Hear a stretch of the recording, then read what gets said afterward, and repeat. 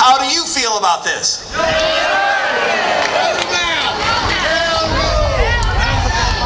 Now, this is a great country. This is a great country because we have an educated populace. We have people that can learn from history. A Harvard professor named George Santayana said, "A people that does not know its past is condemned to repeat it." Thank God we can learn from our past. Now, lots of empires throughout history have cratered under debt. The Mongolian Empire, the Ottoman Empire, the Roman Empire. You know how the Roman Empire fell? Sort of interesting. Rome had existed for 1,000 years. Rome was being invaded by illegal immigrants. They were the Ostrogoths and the Visigoths and the Anglos and the Saxons, and they overran the Roman borders, and they came slow at first, and they learned the Latin language. But then they came over so fast, they kept their own German, French, and Anglo language, and it broke up the unity and the patriotism of the Roman Empire. Then Rome had its military, a high-tech military, stretched around the world putting out these global fires, and it put them in debt. Lots and lots of debt. And so Rome had to raise taxes to cover this military expenditure. And one of the historians, Salvian, said the tax collector is worse than the barbarian. So here you have the barbarians are invading and then the tax collectors. And then the whole city of Rome was on welfare. They would give away free bread to appease the people, and they had violent entertainment, the Colosseums. The saying was bread and the circus. And then, of course, they had immorality. Their version of abortion was called exposure of unwanted infants and so forth. But they had outsourced all of their grain production to North Africa. That was the grain basket.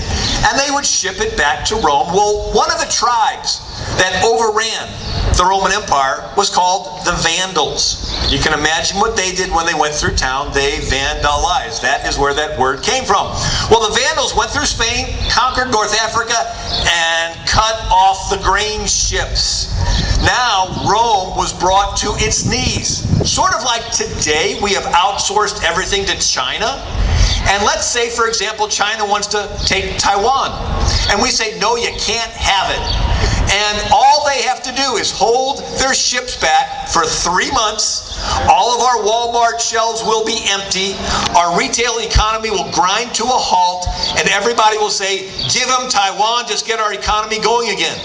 That is the situation the Roman Empire was when their economy was cratered, when the grain was held back. And then they had terrorist attacks.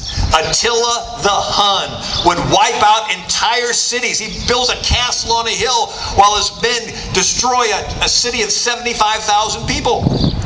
And then Rome passed from history, a great civilization. Civilizations don't last forever. One of the things I've seen is they're sort of like athletes. When an athlete is young, he does the push-ups, he's focused, he's very disciplined until he gets that prize of being the world champ. And then what happens? Well, after a few years, he gets a little lazy. He doesn't work out as much. Maybe he eats and then sex and drugs. And then in his mind, he still thinks he's a tough guy. And he's challenged into the ring by the next young and up-and-coming athlete. He goes in there and gets the tar knocked out of him. And the next guy takes over and is the world champ. That's the way empires are. When they're young, they're patriotic and disciplined with a common ethic. And they want to be the best in the world. And finally they conquer. And they rule for a while till they get top-heavy with debt. Do you know debt is obesity for the body politic? I thought it was interesting when the president's wife, Michelle Obama, said that she's going to have a campaign against obesity. I thought, what is obesity? Well, you splurge and eat stuff you shouldn't, and then you have to carry it around and pay the penalty for that splurging for years. And that fat tissue is not brain tissue or muscle tissue. It does not produce anything, doesn't add, but it takes energy to carry it around, and if you carry it around for too long and it gets too much, it will kill you. Well, debt is what? You You pay for stuff, you spend stuff you don't have, you charge it up on your kids' credit cards, you build up this debt.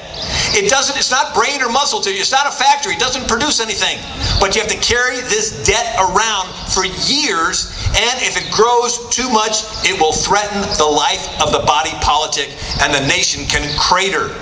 So I thought that was sort of interesting that under this president, we have become the most obese nation in world history with national debt. And this is a concern. Proverbs 13:22 says, a good man leaves an inheritance to his children's children. A good man leaves an inheritance to his children's children. What type of inheritance are we leaving to our children's children? You know, our founding fathers sacrificed their prosperity for their posterity. They pledged their lives and their fortunes and their sacred honor for a generation yet unborn. Washington told his troops, Washington told his troops, the fate of unborn millions now depends under God on the courage of this army. And then in our Constitution, we say for ourselves and our posterity, we do this Constitution. 17 of the signers of the Declaration of Independence they went through their fortunes, they went bankrupt, and the government never paid them back. They sacrificed their prosperity for their posterity. But today, we are sacrificing our posterity for prosperity. We're saddling our kids and grandkids with the world's greatest debt so that we can maintain our own standard of living. We don't care what's going to happen to our kids and grandkids. Or do we? You care, and that is why you're here today.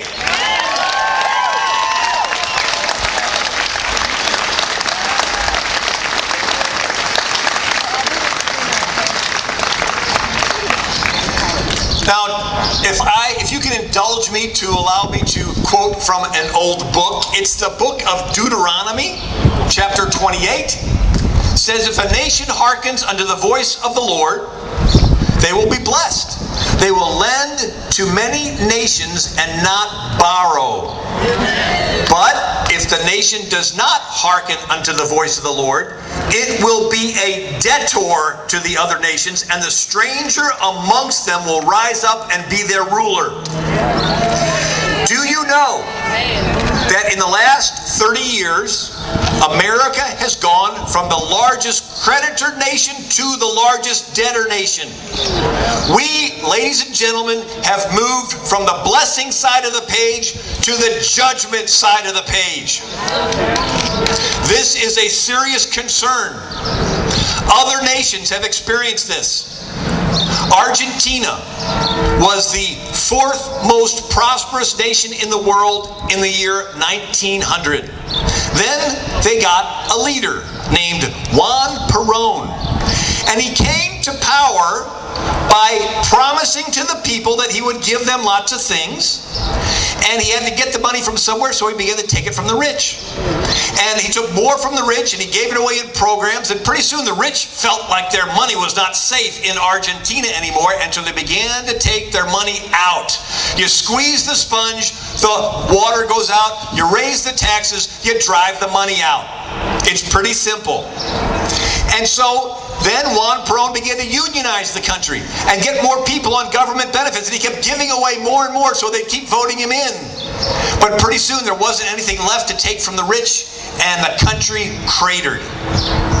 Another country that we can learn from history is Germany in the 1930s. Germany owed a lot of money after World War I, called reparations, to England and France.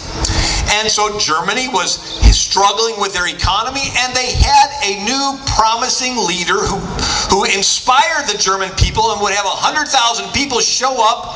And this leader was a newcomer to the scene.